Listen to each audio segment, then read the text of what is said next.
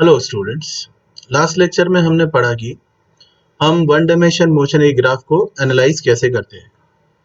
आज हम कुछ स्टैंडर्ड ग्राफ्स के बारे में पढ़ेंगे, जैसे कि position time, velocity time, acceleration time और उनसे होने वाले न्यूमेरिकल्स के बारे में बातचीत करेंगे। तो स्टार्ट करते हैं। फर्स्ट ग्राफ है पोजीशन टाइम ग्राफ। इसमें हमने y एक्सिस पर पोजीशन x को, x एक्सिस पर टाइम t को ले लिया है। यहाँ पर हम देखते हैं कि पॉसिबिलिटी कितने ग्राफ्स की है। पहला ग्राफ ग्राफ नंबर 1 की तरह एक स्ट्रेट लाइन हो सकता है। दूसरा सेकंड लाइन की तरह की एक स्ट्रेट लाइन हो सकती है। थर्ड थर्ड और फोर्थ ग्राफ इस तरह से कर्व्ड हो सकता है। फिफ्थ ग्राफ इस तरह से फिर एक स्ट्रेट लाइन हो सकती है। अब हम समझते हैं कि हम पोजीशन टाइम ग्राफ देखकर किन फिजिकल क्वांटिटीज को रिवील कर पाएंगे। तो सबसे पहले होगा इस ग्राफ का स्लोप। इस ग्राफ का स्लोप यानी dx अपॉन dt मतलब वेलोसिटी, और वो tan थीटा के बराबर होगी। मतलब इस ग्राफ की किसी लाइन का स्लोप देखकर हम वेलोसिटी को डिस्क्राइब कर सकते हैं। मतलब इस ग्राफ में इस तरह की किसी भी लाइन का मतलब होगा वेलोसिटी पॉजिटिव एंड कांस्टेंट। इस तरह की किसी भी लाइन का मतलब होगा वेलोसिटी जीरो, और इस तरह की किसी भी लाइन का मतलब होगा वेलोसिटी नेगेटिव, क्योंकि इस ग्राफ का स्लोप हमें वेलोसिटी बता रहा है। दूसरी जो चीज है जो हम इसमें पता लगा सकते हैं वो है कॉनकेविटी। कॉनकेविटी होता है सेकंड ऑर्डर डिफरेंशिएशन।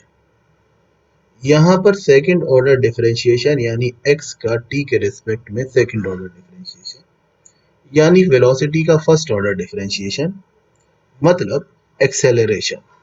एक्सेलरेशन यहाँ पर कॉनकेविटी को रिप्रेजेंट करेगा या कॉनकेविटी एक्सेलरेशन को रिप्रेजेंट करेगी। हम जानते हैं कि इस तरह का कोई भी ग्राफ हमें नेगेटिव कॉनकेविटी दिखाता है। तो इस तरह का कोई भी ग्राफ आने का मतलब होगा एक्सेलरेशन नेगेटिव है, और इस तरह का कोई भी ग्राफ आने का मतलब होगा कि एक्सेलरेशन पॉजिटिव है। तो ये नेगेटिव एक्सेलरेशन को और सेकंड ग्राफ पॉजिटिव एक्सेलरेशन को रिप्रेजेंट करेगा। एज वेल एज अगर ये ग्राफ पैराबोलिक है तो एक्सेलरेशन कांस्टेंट भी होगा, क्योंकि पैराबोलिक ग्राफ्स के लिए कॉनकेविटी कांस्टेंट होती है। और किसी शेप का ग्राफ होगा पर उसका वर्टेक्स ऊपर होगा तो एक्सेलरेशन नेगेटिव होगा, उसका वर्टेक्स नीचे होगा तो एक्सेलरेशन पॉजिटिव। नेक्स्ट आता है इस ग्राफ का एरिया। एरिया एरिया मतलब इंटीग्रेशन x का t के रिस्पेक्ट में टाइम की इनिशियल वैल्यू से टाइम की फाइनल वैल्यू तक। लेकिन x dt कुछ होता नहीं है, इसलिए ये किसी फिजिकल क्वांटिटी को रिप्रेजेंट नहीं करता। यानी कि हम इस ग्राफ में मेनली स्लोप और कॉनकेविटी के बारे में ही चर्चा करते हैं। तो हम देखते हैं कि वेरियस जो लाइंस हैं जो इस ग्राफ में ड्रॉ की गई, उनका फिजिकल मीनिंग क्या है। जैसे कि हमारा पहला ग्राफ एक हॉरिजॉन्टल लाइन है। हॉरिजॉन्टल लाइन है, इसका मतलब इसमें थीटा की वैल्यू जीरो है, तो tan जीरो जीरो होगा, यानी कि ये जीरो वेलोसिटी को रिप्रेजेंट कर रहा है। साथ ही साथ इसकी कॉनकेविटी भी नहीं है, मतलब इसमें कोई कर्वेचर भी नहीं है, कर्व्ड ग्राफ भी नहीं है, तो ये जीरो एक्सेलरेशन को भी रिप्रेजेंट कर रहा है। इसलिए जब वेलोसिटी भी जीरो होती है और एक्सेलरेशन भी जीरो होता है तो पार्टिकल रेस्ट में होता है। हम इसे यूं समझ सकते हैं कि ऑब्जर्वर यहाँ खड़ा है और ऑब्जेक्ट, कोई समझिए बॉल है, वो यहाँ है और वो रुकी हुई है, केवल टाइम चल रहा है, यानी टाइम बढ़ता जा रहा है। बाकी जो डिस्टेंस है इनके बीच का वो फिक्स है, उसकी पोजीशन चेंज नहीं हो रही है। तो ये रेस्ट का ग्राफ हुआ। सेकंड ग्राफ कुछ इस तरीका का है जिसमें कि एक एक्यूट एंगल वाली लाइन है। यहाँ एक एंगल है थीटा जो कि 90 से कम है, इसलिए यहाँ पर tan थीटा पॉजिटिव है, यानी कि ये लाइन पॉजिटिव वेलोसिटी को रिप्रेजेंट कर रही है। क्योंकि यहाँ किसी प्रकार का कर्वेचर नहीं है, कोई कॉन्केविटी नहीं है, इसलिए एक्सेलरेशन 0 है और इसलिए वेलोसिटी कांस्टेंट भी है। क्योंकि एक्सेलरेशन होता है तो वेलोसिटी चेंज होती है, अब ये वेलोसिटी चेंज नहीं हो रही है, स्लोप कांस्टेंट है, वेलोसिटी कांस्टेंट है, एक्सेलरेशन 0 है, यानी कि ये यूनिफॉर्म मोशन का ग्राफ है।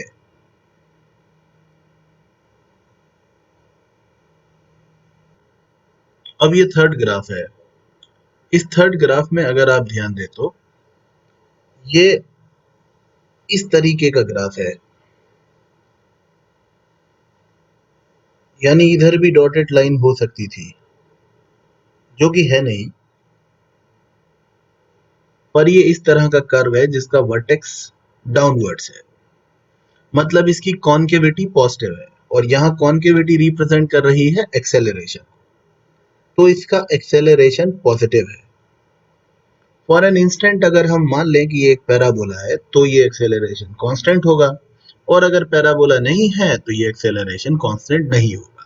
साथ ही साथ इसकी velocity, velocity means slope of tangent, तो यहाँ पर हम कहीं पर भी टेंजेंट ड्रॉ करें, ये टेंजेंट का स्लोप हमेशा आ रहा है पॉजिटिव, इसलिए यहाँ पर वेलोसिटी है पॉजिटिव, एक्सेलरेशन भी है पॉजिटिव और वेलोसिटी भी है पॉजिटिव, यानी एक्सेलरेशन वेक्टर और वेलोसिटी वेक्टर पैरेलल हैं, धक्का पीछे से लग रहा है तो ये स्पीड बढ़ रही होगी यहाँ गारंटी से, यानी ये स्पीडिंग अप को रिप्रेजेंट करने वाला ग्राफ है।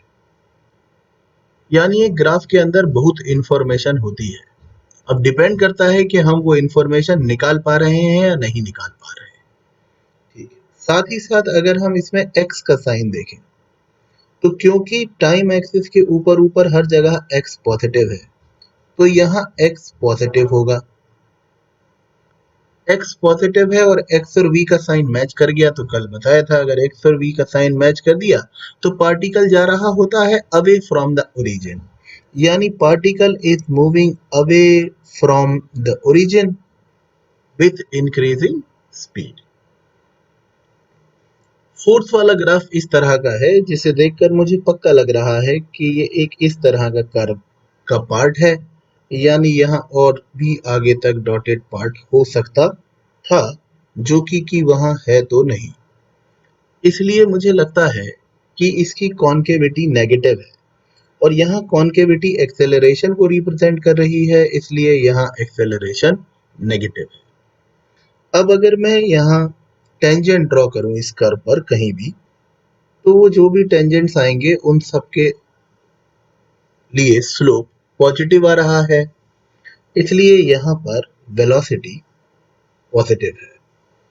अगर ये पैराबोला होगा तो एक्सेलरेशन कांस्टेंट भी होगा, पैराबोला नहीं होगा तो एक्सेलरेशन कांस्टेंट नहीं होगा, जो भी हो। अभी एक्सेलरेशन नेगेटिव तो है, इस बात की तो गारंटी है। साथ ही साथ पूरा कर्व टाइम एक्सिस के ऊपर है तो एक्स कोऑर्डिनेट हर जगह पर पॉजिटिव है। इसको देखकर नतीजा निकलता है कि x और v के साइन सेम है, मतलब पार्टिकल जा रहा है away from origin, particle is moving away from the origin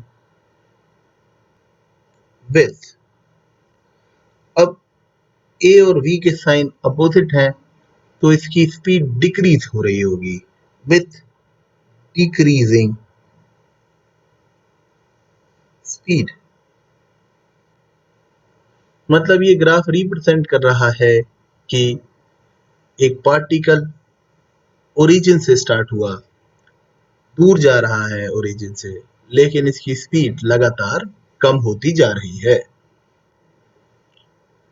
fifth graph इस तरह की एक स्ट्रेट लाइन है जो कि टाइम एक्सिस के साथ ऑब्ट्यूस एंगल बना रही है। अब अगर यहाँ पर कोई कॉन्केविटी कर्वेचर नहीं है तो एक्सेलरेशन 0 है, वेलोसिटी जो कि स्लोप से आती है मैं यहाँ कहीं पर भी इस लाइन की स्लोप देखूं तो वो स्लोप नेगेटिव है, यानी यहाँ वेलोसिटी नेगेटिव है। एक्स कोऑर्डिनेट हर जगह पर पॉजिटिव है क्योंकि पूरा ग्राफ टाइम एक्सिस के ऊपर है। एक्स और वी का साइन अपोजिट होने का मतलब है कि ये पार्टिकल टुवर्ड्स द ओरिजिन आ रहा है, और एक्सेलरेशन जीरो का होने का मतलब है कांस्टेंट वेलोसिटी से आ रहा है, यानी कि रिजल्ट हुआ कि moving towards the origin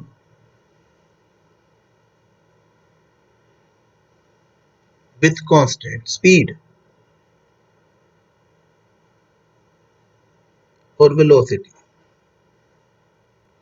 so finally conclusion ये है कि xt ग्राफ की स्लोप बताती है वेलोसिटी, कॉन्केविटी बताती है एक्सेलरेशन, और एरिया इसका कुछ भी रिप्रेजेंट नहीं करता। नेक्स्ट है velocity time graph. Velocity time graph भी ये 5 तरीके का ही हो सकता है। देखिए अब मजेदार बात क्या है कि ग्राफ वैसे के वैसे ही है, लेकिन स्लोप का फिजिकल मीनिंग चेंज हो गया। ग्राफ का पहला कैरेक्टरिस्टिक होता है उसका स्लोप। यहाँ पर स्लोप का फिजिकल मीनिंग चेंज हो गया। क्यों? क्योंकि स्लोप dv अपॉन dt हो गई है। और dv अपॉन dt क्या होता है? dv अपॉन dt होता है एक्सेलरेशन। तो जहां xt ग्राफ में, पोजीशन टाइम ग्राफ में स्लोप रिप्रेजेंट कर रही थी वेलोसिटी को, वहीं वेलोसिटी टाइम ग्राफ में स्लोप रिप्रेजेंट कर रही है एक्सेलरेशन को।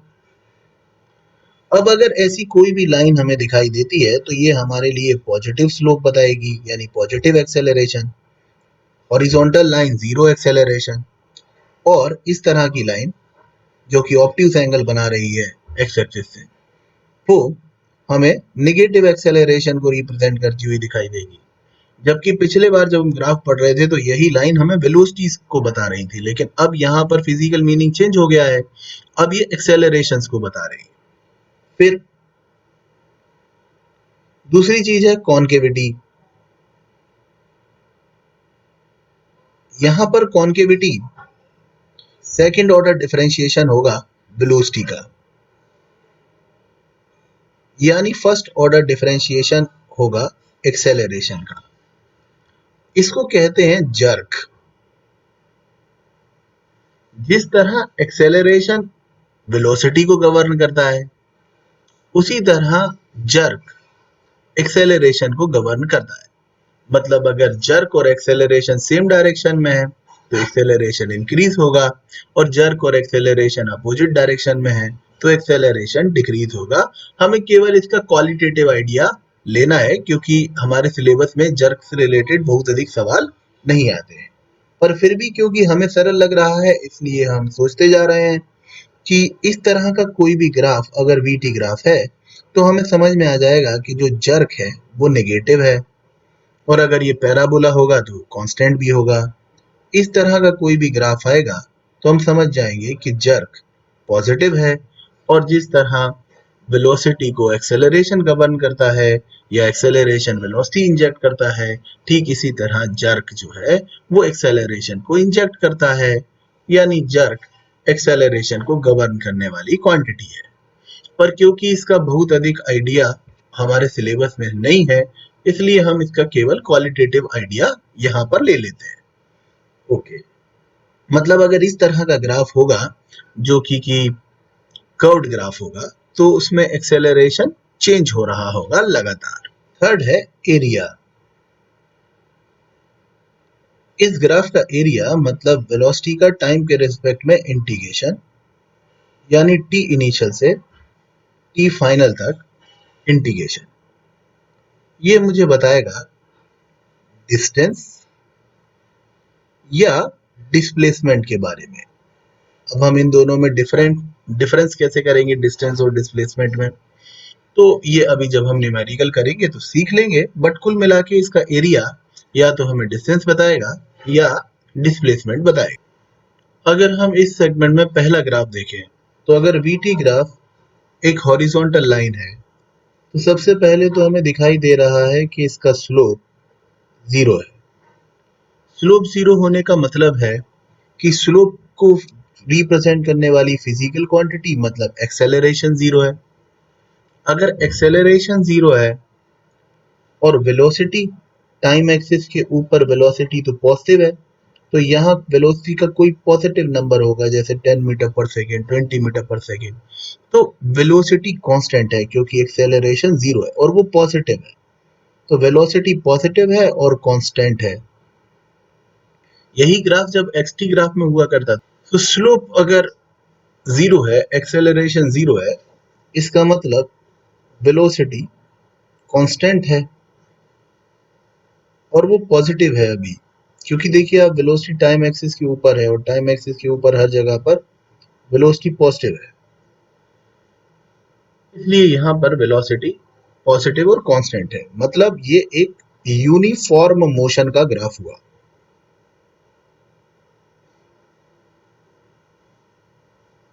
इसी तरह अगर हम सेकंड ग्राफ देखें तो उसमें स्लोप जो है, क्योंकि तो उसमें स्लोप जो है, क्योंकि यहाँ पर एक्यूट एंगल बन रहा है, स्ट्रेट लाइन है, तो स्लोप यहाँ पर पॉजिटिव और कांस्टेंट है। इसका मतलब है कि यहाँ एक्सेलरेशन कांस्टेंट है और वह पॉजिटिव है। साथ ही साथ हम देख रहे हैं कि ये पूरा ग्राफ टाइम एक्सिस के ऊपर है, इसलिए यहाँ वेलोसिटी भी पॉजिटिव है। क्योंकि एक्सेलरेशन और वेलोसिटी दोनों पॉजिटिव है, इसलिए इसकी स्पीडिंग अप हो रही होगी, मतलब ये स्पीडिंग अप का ग्राफ है, यूनिफॉर्म एक्सेलरेशन का ग्राफ है। स्पीडिंग अप, यूनिफॉर्म एक्सेलरेशन, कुछ भी बोल सकते हैं, यूनिफॉर्म एक्सेलरेशन का ग्राफ है। फिर इस वीटी ग्राफ में अगर हम देखें तो मुझको लगता है कि ये इस तरह के कर्व का हिस्सा है। थर्ड वेलोसिटी टाइम ग्राफ है जो कि इस तरह का है। मुझको इसको देखकर लग रहा है कि ये इस तरह के कर्व का हिस्सा है, मतलब यहाँ भी यहाँ डॉटेड पार्ट हो सकता था, जो कि है नहीं अभी, यानी कि ये एक ऐसे कनकेव का पार्ट है जिसका वर्टेक्स डाउनवर्ड है, यानी कि इसकी कॉन्केविटी पॉजिटिव है। यहाँ पर कॉन्केविटी से जर्क को रिप्रेजेंट किया जा रहा है, तो इसका जर्क जो है वो पॉजिटिव है। फिर इस ग्राफ का जो स्लोप है वो हमें एक्सेलरेशन बताता है। तो अगर हम चेक करें कि पूरे कर्व में स्लोप कैसा है, तो पूरे कर्व में स्लोप कहीं पर भी देखें तो पॉजिटिव स्लोप आ रहा है।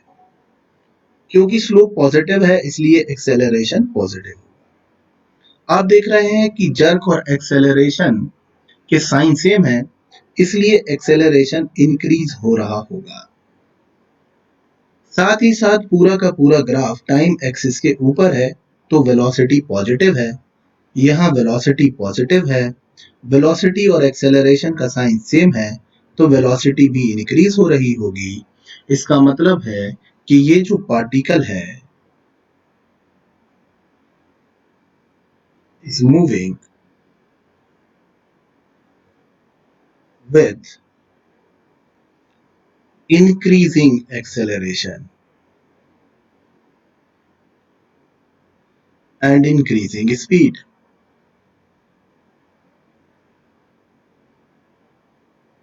ऐसा मानिए कि एक बस को पहले एक व्यक्ति धक्का लगाता है, फिर बस कुछ स्पीड अटेन करती है, फिर 2 लोग उसे धक्का लगाने लगते हैं, फिर 3 लोग धक्का लगाने लगते हैं, फिर 4 लोग धक्का लगाने लगते हैं। जैसे जैसे धक्का लगाने वालों के नंबर इंक्रीज होते जाएंगे, वैसे वैसे एक्सेलरेशन इंक्रीज होता जाएगा और साथ ही साथ वेलोसिटी तो इंक्रीज होगी ही। इसको हम यूं समझ सकते हैं। नेक्स्ट वेलोसिटी टाइम ग्राफ में मुझे दिखाई दे रहा है कि इस तरह के कर्व का हिस्सा है जिसका वर्टेक्स ऊपर है, जिसकी कॉन्केविटी जो है वो नेगेटिव है। तो यहाँ कॉन्केविटी रिप्रेजेंट करती है जर्क को, तो मुझे लग रहा है जर्क नेगेटिव है। अगर ये पैराबोला है तो ये कांस्टेंट होगा, अदरवाइज ये कांस्टेंट नहीं होगा। खैर, अगर मैं स्लोप देखूं तो स्लोप हर जगह पॉजिटिव आ रही है, इसलिए एक्सेलरेशन अभी पॉजिटिव है। पर क्योंकि जर्क और एक्सेलरेशन का साइन अपोजिट है, इसलिए एक्सेलरेशन डिक्रीज हो रहा होगा। वेलोसिटी की बात करूं तो टाइम एक्सिस के ऊपर हर जगह पर वेलोसिटी पॉजिटिव है, इसलिए वेलोसिटी पॉजिटिव होगी। लेकिन एक्सेलरेशन और वेलोसिटी का साइन मैच कर रहा है, इसलिए वेलोसिटी इंक्रीज हो रही होगी। तो एक्सेलरेशन कम हो रहा है, पर क्योंकि एक्सेलरेशन वेलोसिटी की डायरेक्शन में है, इसलिए वो स्पीड अप कर रहा है, यानी यहाँ पर स्पीडिंग अप हो रही है, बट बट एक्सेलरेशन जो है वो कम होता जा रहा है। इसको हम यूं समझ सकते हैं कि मान लीजिए एक बस को किसी ने धक्का लगाना शुरू किया, और मान लीजिए 4 लोग उसे धक्का लगाना शुरू करते हैं, उसकी स्पीड बढ़ने लगती है, फिर एक इंसान हट जाता है, अब 3 लोग धक्का लगा रहे हैं, अभी भी स्पीड बढ़ रही है, फिर 2 लोग धक्का लगाने लगते हैं, तो भी स्पीड बढ़ ही रही है, एक भी धक्का लगाएगा तो भी स्पीड बढ़ेगी ही, लेकिन पहले जब 4 लोग धक्का लगा रहे थे तो एक्सेलरेशन ज़्यादा था, और 4 से 1 तक उनके नंबर कम होते गए, तो एक्सेलरेशन यानी धक्का कम होता गया, लेकिन स्पीड तो कंट्रीब्यूट हो ही रही है, स्पीड तो बढ़ ही रही है धक्के से। ये ऐसा यहाँ पर हो रहा है। लास्ट वेलोसिटी टाइम ग्राफ इस तरीके का हो सकता है, और क्योंकि इसमें कोई कर्व्ड पार्ट नहीं है, इसलिए इसमें जर्क जो कि कॉन्केविटी से बताया जाता है वो नहीं है। एक्सेलरेशन जो कि स्लोप से आएगा, और स्लोप नेगेटिव है, इसलिए एक्सेलरेशन नेगेटिव होगा। वेलोसिटी टाइम एक्सिस के ऊपर ऊपर हर जगह पर पॉजिटिव है, इसलिए वेलोसिटी पॉजिटिव होगी। जर्क नहीं है, इसलिए एक्सेलरेशन जो है वो कांस्टेंट होगा, और वेलोसिटी और एक्सेलरेशन के साइन अपोजिट है, इसलिए वेलोसिटी डिक्रीज हो रही हो। इसका मतलब ये डिक्रीजिंग वेलोसिटी या रिटार्डेशन का ग्राफ है। फिर है एक्सेलरेशन टाइम ग्राफ। इसमें y एक्सिस पर हमने एक्सेलरेशन को और x एक्सिस पर हमने टाइम को ले लिया है। इस ग्राफ का स्लोप क्या बताता होगा? इस ग्राफ का स्लोप बताता होगा dA/dt, बोले तो जर्क। और इस ग्राफ की कॉन्केविटी क्या बताती होगी? कॉन्केविटी बताती होगी a का सेकंड ऑर्डर डिफरेंशिएशन, मतलब जर्क का डिफरेंशिएशन, जिसको कि हम समझते नहीं है, तो हम इसकी जगह नथिंग लिख लेंगे। मतलब हमें इसकी कॉन्केविटी या कर्व्ड ग्राफ का फिजिकल मीनिंग पता ही नहीं है, तो हम कर्व्ड ग्राफ के ऊपर बात ही नहीं करेंगे। लास्ट थिंग आता है कि एरिया क्या बताता है। तो एरिया बताएगा integration of acceleration with respect to time, initial time से फाइनल टाइम तक। अब ये क्या होता है? ये होता है चेंज इन वेलोसिटी। याद कीजिए कि आपके पास एक्सेलरेशन का फॉर्मूला होता था change in velocity upon time. तो a इंटू डेल्टा टी आपको क्या देगा? Change in velocity. बच्चे गलती करते हैं, बोलते हैं कि ये वेलोसिटी देगा। वेलोसिटी नहीं दे रहा है, क्या दे रहा है? Change in velocity. और मैं कैसे बोलता था इसको? Injected amount of velocity. तो जितना एक्सेलरेशन जितने टाइम तक लगाया, उससे कितना वेलोसिटी कंट्रीब्यूट हो गया, कितना इंजेक्ट कर दिया उस सिस्टम में, इसकी नॉलेज हमें एरिया निकाल कर आ जाती है। अब क्योंकि हम कर्व्ड लाइंस का मतलब समझते ही नहीं है, तो इस ग्राफ में हम सारी स्ट्रेट लाइंस ही बनाएंगे। तो अगर हम केवल इन दो लाइंस का फिजिकल मीनिंग निकाल ले, एक ये और एक ये, तो यहाँ हमारा टास्क ही पूरा हो जाता है, क्योंकि हमें तो कर्व्ड का मतलब ही नहीं निकालना है। तो हम बस इन दो का फिजिकल मीनिंग सीख लेते हैं। अगर एक्सेलरेशन टाइम ग्राफ एक हॉरिजॉन्टल लाइन है, तो इसकी स्लोप जीरो है। स्लोप जीरो है मतलब यहाँ जर्क जीरो है, मतलब एक्सेलरेशन चेंज नहीं होगा। एक्सेलरेशन किसी पॉजिटिव वैल्यू पर है, इसलिए क्योंकि टाइम एक्सिस के ऊपर सब पॉजिटिव है, तो यहाँ पर ये रिप्रेजेंट कर रहा है पॉजिटिव कांस्टेंट एक्सेलरेशन। इसी तरह अगर मैं एक्सेलरेशन टाइम ग्राफ बना लेता, और अगर उसमें लाइन यहाँ पर होती, तो ये रिप्रेजेंट कर रही होती नेगेटिव कांस्टेंट एक्सेलरेशन को। अगर एक्सेलरेशन टाइम ग्राफ इस तरह से एक एक्यूट एंगल वाली एक स्ट्रेट लाइन, यानी कि पॉजिटिव स्लोप वाली एक स्ट्रेट लाइन है, तो ये क्या रिप्रेजेंट करती है? फर्स्ट ऑफ ऑल तो यहाँ पर एक पॉजिटिव स्लोप वाली लाइन है, यानी कि जर्क पॉजिटिव है, स्लोप कांस्टेंट है, इसलिए ये कांस्टेंट भी है। पूरा ग्राफ टाइम एक्सिस के ऊपर है, इसका मतलब एक्सेलरेशन पॉजिटिव है, तो एक्सेलरेशन पॉजिटिव भी है। अब चूंकि जर्क और एक्सेलरेशन के साइन सेम है, इसलिए जो एक्सेलरेशन है वो इंक्रीज हो रहा है, यानी ये इंक्रीजिंग एक्सेलरेशन का कर्व है। अब हमें आगे ये देखना है कि वो कौन से ग्राफ हैं जो पॉसिबल नहीं है। मतलब हम ये जो स्टैंडर्ड ग्राफ हैं इनमें क्या नहीं कर सकते या किस तरह की लाइन ड्रॉ नहीं कर सकते।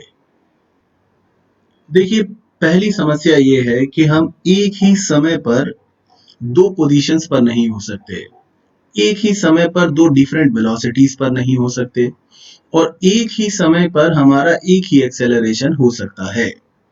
इसलिए ऐसी कोई भी लाइन जो टाइम एक्सिस के परपेंडिकुलर है वो किसी भी इन तीनों ग्राफ में पॉसिबल नहीं है। ये तीनों ग्राफ इम्पॉसिबल हैं बिकॉज यहाँ जो लाइन है वो टाइम एक्सिस के परपेंडिकुलर है। टाइम एक्सिस के परपेंडिकुलर लाइन का मतलब है कि जैसे यहाँ पे समझिए 10 सेकेंड टाइम हो रहा है और इसी समय पर आपकी पोजीशन 1 मीटर भी है, इसी टाइम पर आपकी पोजीशन 2 मीटर भी है, इसी टाइम पर 3 मीटर भी है, जो कि इम्पॉसिबल है। मतलब अगर ऐसा हो जाए तो हम एक ही समय पर कई अलग अलग जगहों पर हो पाएंगे। मतलब मैं क्लास 1 में भी पढ़ा रहा हूँ, क्लास 2 में भी पढ़ा रहा हूँ, क्लास 3 में भी पढ़ा रहा हूँ एक ही समय पर, ऐसा पॉसिबल नहीं है। और ये ग्राफ यही बता रहा है, इसलिए ये वाला ग्राफ पॉसिबल नहीं है।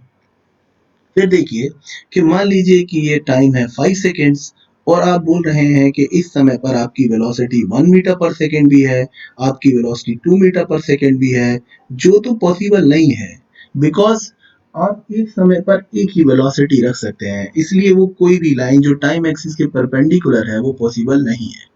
ठीक इसी तरह मान लीजिए यहाँ 4 सेकेंड टाइम हो रहा है और आप बोल रहे हैं कि आपका एक्सेलरेशन 10 मीटर पर सेकेंड स्क्वायर भी है, 20 मीटर पर सेकेंड स्क्वायर भी है। मुझे लगता है कि ये पॉसिबल नहीं है बिकॉज आप एक समय पर एक ही एक्सेलरेशन रख सकते हैं। तो पहला ये है कि कोई भी ग्राफ जो टाइम एक्सिस के परपेंडिकुलर लाइन हो इन तीनों में वो पॉसिबल नहीं है। दूसरी बात है कि टाइम जो है वो नेगेटिव नहीं होता, इसलिए हम टाइम हमेशा प्रोग्रेसिव ही ले सकते हैं। हम टाइम में माइनस में नहीं जा सकते, मतलब टाइम यूनिडायरेक्शनल होता है, हम उसमें एक ही डायरेक्शन में जा सकते हैं। जैसे कि मान लीजिए कि ये एक्स टी ग्राफ है और इसमें ग्राफ कुछ इस तरह आ जाए तो यहाँ तक तो एकदम सही है, कोई दिक्कत नहीं है क्योंकि टाइम आगे जा रहा है। लेकिन अगर ग्राफ को इस तरह से बना दिया जाए तो इसका मतलब है कि हम सुबह 7 बजे घर से निकले, 8 बजे कहीं पहुंचे और फिर वापस 8 बजे चले और सुबह 7 बजे घर पर पहुंच गए। ऐसा तो पॉसिबल नहीं है ना। मतलब जिसमें टाइम माइनस में हो रहा हो वो ग्राफ पॉसिबल नहीं है। ऐसे ऐसे ग्राफ बना दिया ऐसे सर्कुलर। तो ये क्या बोला है कि आप इस पोजीशन से दोपहर में 2 बजे निकले, इस वेलोसिटी से निकले, 2 बजे आपकी ये वेलोसिटी थी, फिर 3 बजे आपकी ये वेलोसिटी हो गई और फिर 2 बजे वापस वही वेलोसिटी हो गई। आप वापस नहीं आ सकते ना, मतलब आप टाइम में माइनस में नहीं जा सकते, टाइम हमेशा प्रोग्रेसिव ही होगा। तो आपके पास चाहे एटी ग्राफ हो चाहे वीटी ग्राफ हो, ऐसा कोई ग्राफ पॉसिबल नहीं है जिसमें कि हम वापस लौट कर आ जाएं। अगर हम वापस लौट कर आ रहे हैं तो ऐसा ग्राफ पॉसिबल नहीं है बिकॉज टाइम नेगेटिव नहीं होता है। अब देखिए कि कुछ स्केलर क्वांटिटीज हैं जो हमेशा पॉजिटिव ही होती हैं। जैसे कि मान लीजिए मैं स्पीड और टाइम के बीच में ग्राफ ड्रॉ करूं या मैं डिस्टेंस और टाइम के बीच में ग्राफ ड्रॉ करूं, तो अब जानते हैं समस्या क्या है। समस्या ये है कि स्पीड और टाइम डिस्टेंस दोनों ही केवल पॉजिटिव ही हो सकते हैं, वो नेगेटिव हो ही नहीं सकते। टाइम एक्सिस के ऊपर ऊपर तो पॉजिटिव आएगी स्पीड और टाइम एक्सिस के नीचे नीचे स्पीड नेगेटिव होगी, ऐसे ही डिस्टेंस टाइम एक्सिस के ऊपर ऊपर पॉजिटिव होगी और नीचे नेगेटिव होगी। अब आप समझिए कि स्पीड जो है वो माइनस में हो ही नहीं सकती, तो जब तक ग्राफ यहाँ चल रहा है तब तक हमें कोई शिकायत नहीं है।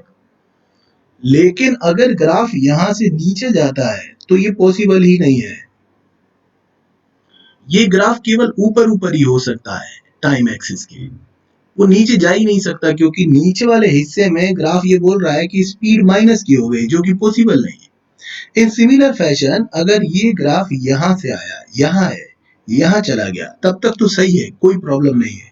लेकिन अगर ये टाइम एक्सिस को कट करके नीचे आया तो इसका जो ये नीचे वाला रीजन है वो हमें परेशानी दे रहा है, क्योंकि डिस्टेंस नेगेटिव नहीं हो सकता। इसलिए स्पीड और डिस्टेंस के टाइम के साथ खींचे गए ग्राफ हमेशा टाइम एक्सिस के ऊपर ही होंगे, नीचे हो ही नहीं सकते।